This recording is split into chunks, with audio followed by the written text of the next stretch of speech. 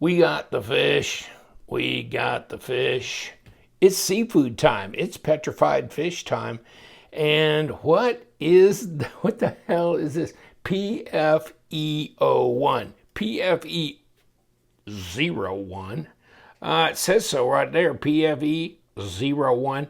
It has a blade made out of Bowler K110 super steel. Well, basically a D2 type steel. Interesting. This thing here is like a whole rockin' 43 smackers. But this one, it's got Damascus. Yes, made by ancient Viking warriors. Actually, ancient Viking warriors didn't make Damascus. I think they got theirs from the Middle East. But here it is.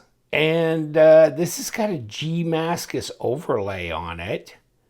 Check it out. Now this one here is like big time money. It's like $65. So that ain't no bowler. And it's a wild looking knife, isn't it? Petrified fish. I think they're smoking the petrified fish or something.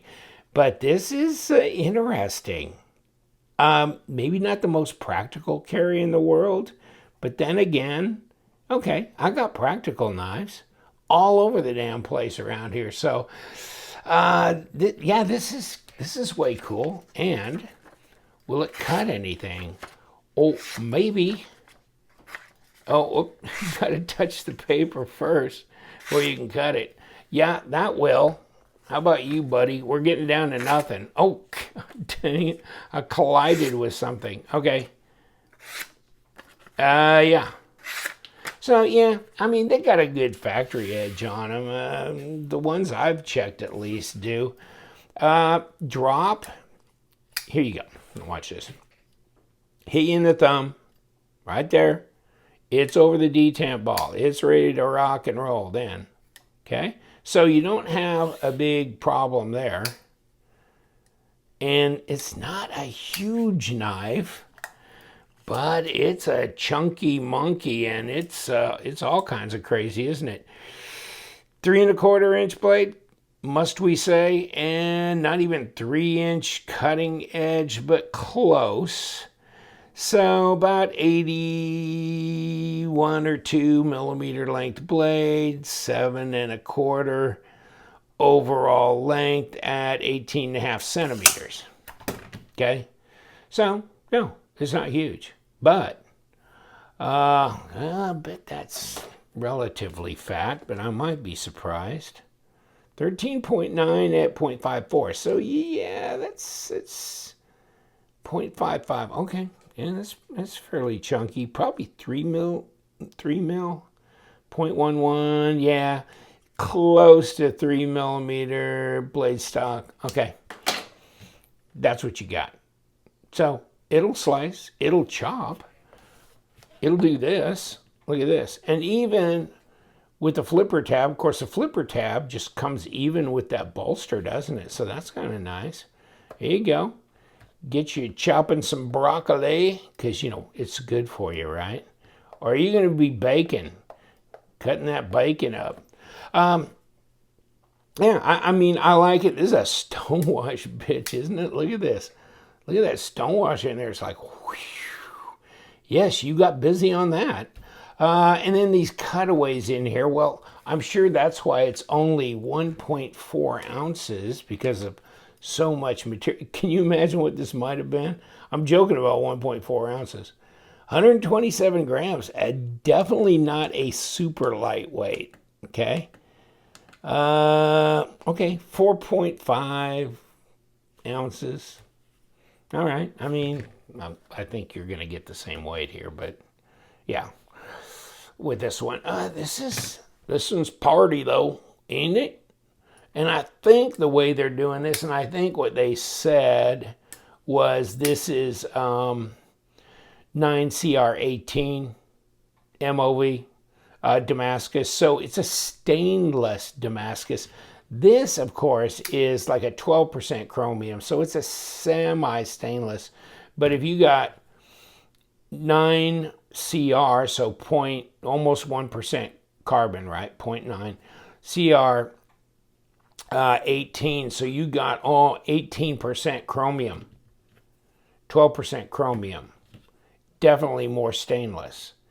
And the G-Mascus knocks it over the top, doesn't it? Yeah, really, if you're going to have one of these, and I think you have to have one of these, or are you still waiting for the Beluga? Come on.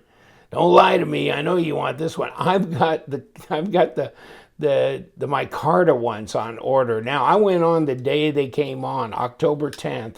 They opened up, and I said, there, getting a brown micarta and a blue micarta model. And then this will get dyed at some point in time, if I ever get around to that damn thing. But this G-Mascus, you know what? They should have done one of these in that G-Mascus thing. And with a 9CR, Damascus blade. Wouldn't that have been cool? G-Mascus, D-Mascus. Oh, man, I'm going to have to text them and go, must do. Of course, Nashorn knives, don't pay any attention to this guy. He's an evil, evil genius. Yes, he is. I don't like him at all. I hate him. I've bought how many of his damn knives? And that was his first design, that Beluga there. But these are cool. Ooh. Well, we got some big Humpty Humps for screws there. They could have done flat ones had they been good guys, but okay. Yeah, and this is a rockin' 40-something bucks, so it's not exactly, you're not buying a $2,000 custom knife here. You're just buying a shooter, but a fun shooter. What's that, 35% lockup? No blade play, no lock rock. Their fit and finish is pretty good on their knives. Where did these people come from? And you know what? Now they're just shooting the moon, aren't they? I mean, they came out of obscurity, and I can't remember if one of my viewers said, hey, there's a knife brand called Petrified something, and they got a knife, and it's kind of cool. So, and the rest is history. It's insane. White Mountain Knives is now carrying Petrified Fish. You can get them on Amazonian. Hold on, come here. Or on their own Petrified Fish store on Ollie Expressions here. K110, Sandblast, blah, blah, blah, blah. And so there's that rockin' deal, but that is $64.99, but the others are $43, so you can get the GURP or the Bois. But I got the Gerdam one, so whatever. And it's interesting. Only 20 left in stock. By God, you better get ceramic ball bearings. Gives you some smooth running. Ergo and all that. Yeah, well, let me see. Okay, I got them all on there.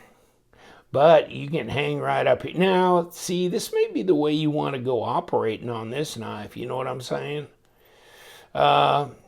And reverse grip, yeah, but it's hard to really do that because the handle's not that long.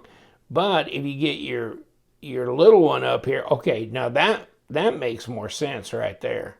That makes sense, okay? Wow. Chunky, not super lightweight for its size, but not horrible.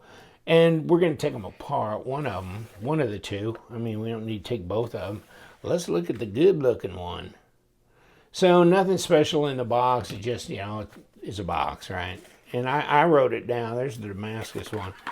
They didn't give me any extra little lanyards or crazy things or nothing. They just, but you get a microfiber cloth, so okay. That's reasonably decent. But hey, what do you think? There's my balance point there. Take a look around here. I mean, no sharp edginess here. That's good. I like this G-Mascus stuff. Yeah. Deep carry, I mean, that's decent. Some people don't like deep carry. It's like I can't fish the damn knife out of my pocket, but I'm good with it. I can reach into my pocket and I can grab it like that and pull it out. So I don't know why I have to have a lot of it exposed, kind of like this, you know, on the Spyderco. Yeah, so you can do that. And there's people that like that as opposed to that, okay? But you can get deep carry for your Spyderco. Arctic Storm, M4, so yeah, we like that. But that one was way more expensive, if you can believe it, than $65. Yeah, it's all right. Let me see. Ain't coming out like that. Let's try it this way. If it don't come out this way, then what the hell? Okay, now it does. Well, I'd say it's a good, 5.2 on my Richter scale there. Trying to fail it. No. Okay, the detent ball's holding on for dear life until the last minute, and then she all kicks open, right? All hell and fury comes with it. So no, I can't fail it. So really, it's a good little setup, detent-wise. And then, what do you think about blade to handle length? I mean, it looks funky here. I get that. But that's what you get when you get a cleaver-style blade. But, I mean, really, no, you're getting all that in there you can. And the design flow is nice because it does flow right in here. You're not seeing the back of the blade, any of that kind of crap. So you're seeing this part of the blade all the way through. Let me see if I can touch this. No, I can't. That's a good thing. And then like a G10 backspacer, and it's got jimping on it, so there's some degree of a tactile, effect here. And this is not bad either, really. This is not super slicky. This is not bad. So it's relatively grippy, but you know what? This is the way I want to do this, isn't it? Now, if I'm just doing some chopping or whatever, then I may not hold it like this so much. I may just hold it like this. But yeah, the flipper tab, it's jimped. It's kicked back here. It's not too big, but it's not exactly muted either, but it's not bad. So I can give it a pass for that. I'm just sitting here dreaming about that damn beluga coming in my Carta.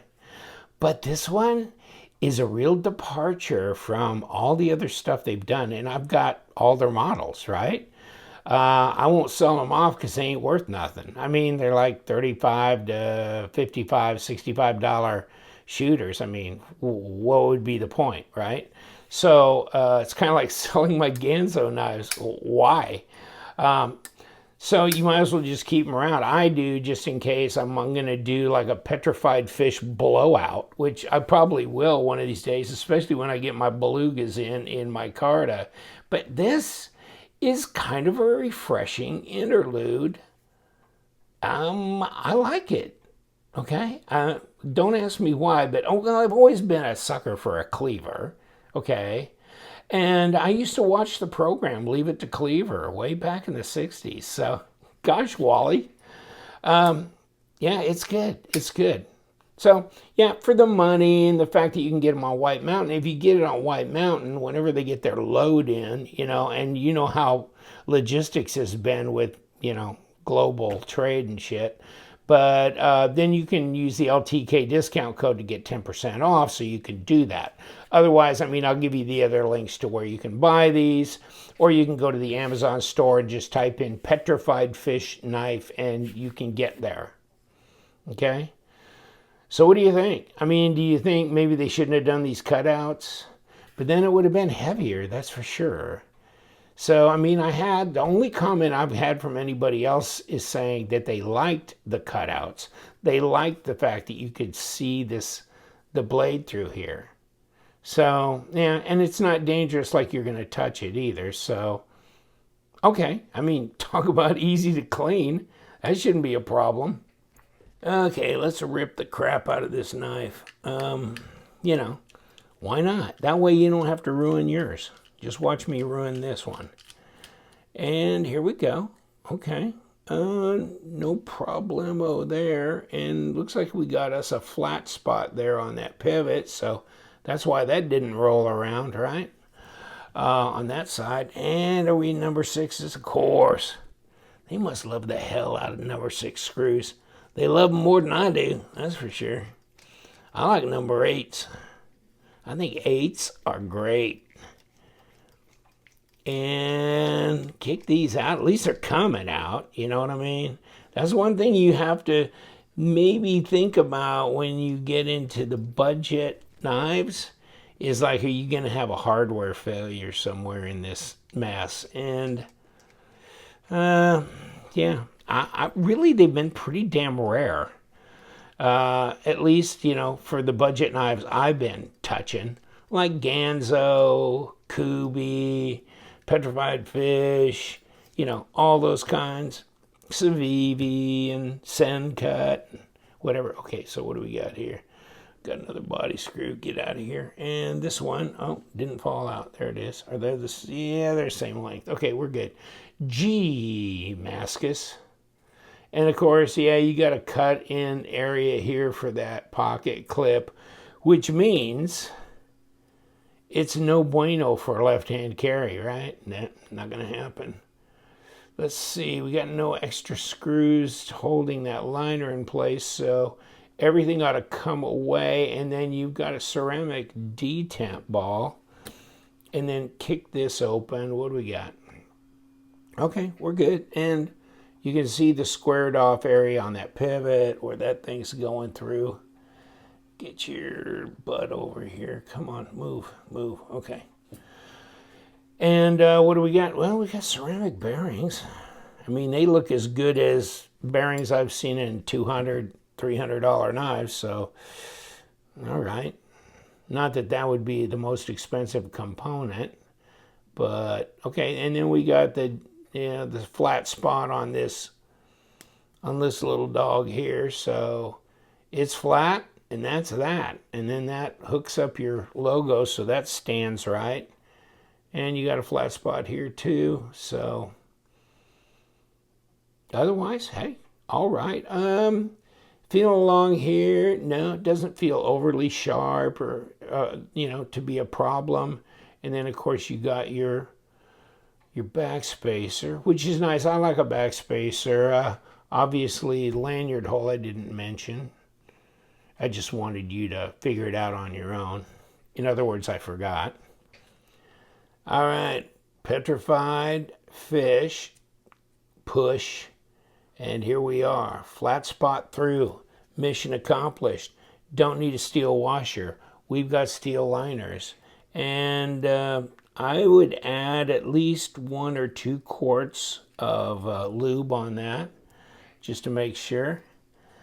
And yeah, I mean, that blade is nicely done. I mean, you know, there's no, you know, rough squared off. I mean, it's really been nicely done, actually. Put the blade on. I do like that Damascus. Plus, it's stainless Damascus, so. Put this down. And got to get a liner. And nothing could be finer than to have a blackened liner on your Petrified Fish. And kick this on. We got enough sandwich parts stacked up here. Let's get it locked down. Let's just throw the shit around. How about? Okay, come here. Get in here. Now I can figure out why I do like drinking beer after messing with you all day, buddy.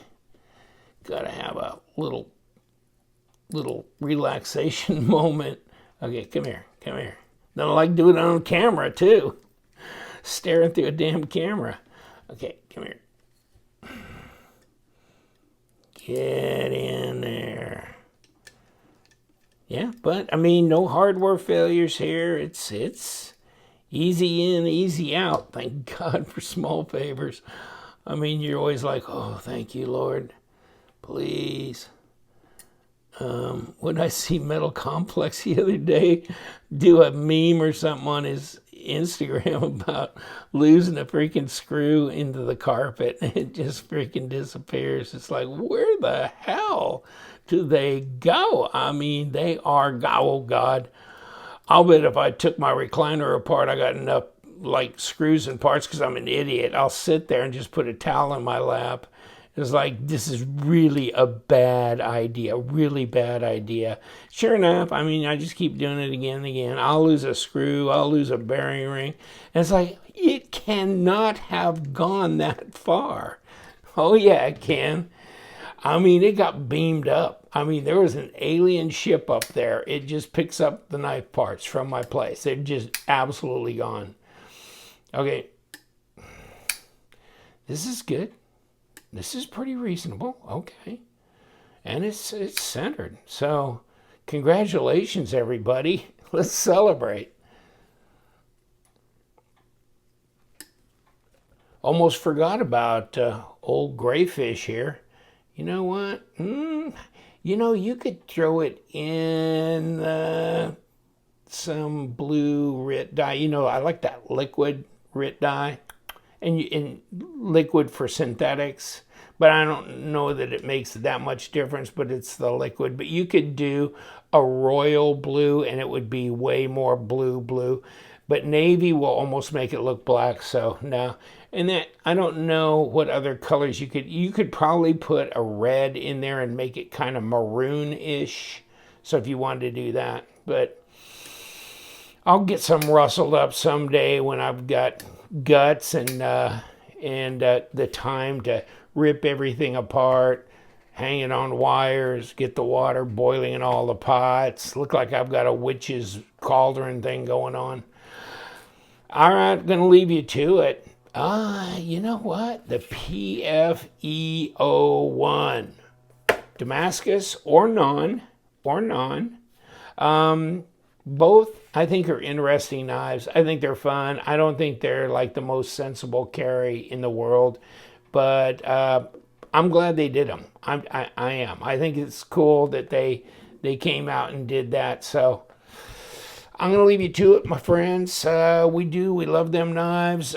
Supposedly, you're supposed to, last I checked, you're supposed to subscribe to my channel and follow me on Instagram, by the way. And I have a Facebook page. Surprise, surprise, right? I've had one for a while. And you guys, stay sharp.